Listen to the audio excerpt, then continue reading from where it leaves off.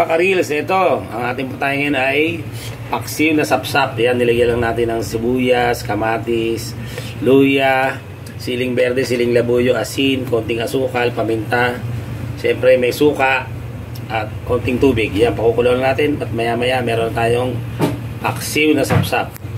Okay mga ka-reels, check natin. Wow!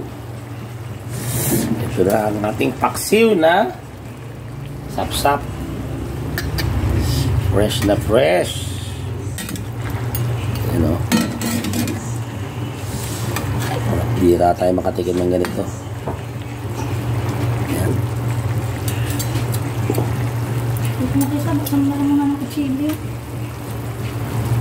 Okay. Mga 2 minutes. Pwede na.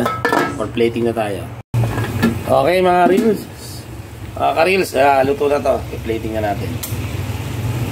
Okay mga ka-reels, ito ang ating finished product, ang ating paksiw na sapsap. Kung type niyo po ito, paki-comment na lang dyan po. Maraming salamat po. See you.